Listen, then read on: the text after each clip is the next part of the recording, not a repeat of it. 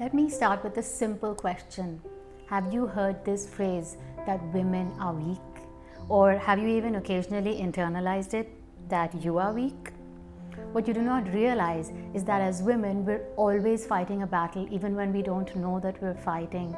Imagine how draining that can be, right? One of my patients, who's quite a leading executive in a multinational company, told me that she was in the boardroom with 7 men, even the youngest of who was at least 15 years older than her. She proposed the idea, and the good part was that everybody listened quietly. That sounded nice because it seemed like they were focusing. The not so good part was that even after the presentation, there was pin drop silence. My patient was confused and irritated and frustrated. She thought that she didn't have any good ideas and she felt a little bad, and she thought that maybe she has to try and change so that she could do better, which also was nice. Then they asked the next speaker to speak. Incidentally, this time it was a man, and he pretty much proposed a very similar idea. And suddenly there was a roar of thundering claps and wow, this is amazing, and those kind of shouts floated the room. Has something like this happened to you ever? You know, the world runs on basic ground rules, and one of the ground rules that is assumed is that women are incompetent and weak unless proved otherwise. Another rule assumed is that men are competent and strong unless proved otherwise. So from the outset, it has been customarily believed that women don't make good leaders.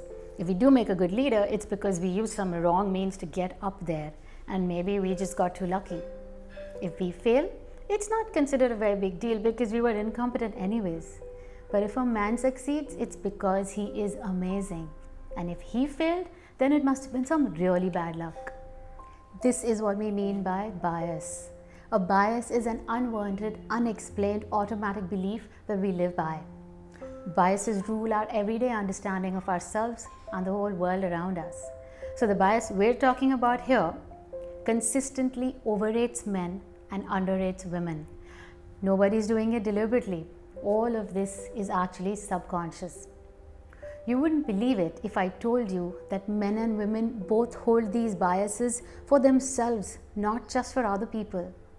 One research showed that women tend to evaluate themselves 2 points lower than what they actually are, and men usually tend to evaluate themselves 2 points higher than what they actually are. When you assume that you're incompetent, then you're always working on the defense, and your life is always focused on proving that you are not incompetent because you have made your baseline as incompetence. Often enough, if you have very high goals, then you might tell yourself, I'm living in a fantasy world. It's not only true that men sometimes think that women are incompetent. Women themselves feel that other women are incompetent. Research has proved this. In one of the research projects in the world, this was a global project, men and women were asked to evaluate an article that was written by a man. At least they were told that this was written by a man. In the second part of the research, another set of men and women were told to evaluate the same article and said that it was written by a woman.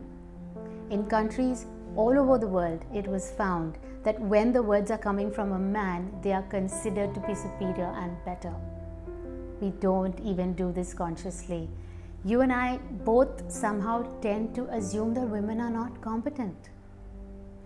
Did you know that 46% of employees in Fortune 500 companies are women? The only problem is as you climb higher up in the ladder, the gap widens, and only 15% women are board members and barely 2% make CEO. We have a very long way to go to fight this discrepancy. But at an individual level, I want you to be very conscious of all these assumptions that you make. Change starts from yourself. The next time you feel frustrated or sad or angry, don't blame it on your hormones. Maybe you really had a reason. The next time you see another woman crying at work, don't say that she's vulnerable. Understand that she's emotional about her work because she put so much more into it.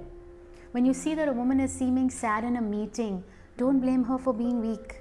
Unlike the opposite gender, she feels more for her sick parents or child back home, and that is why she worries more about them even while she's at work.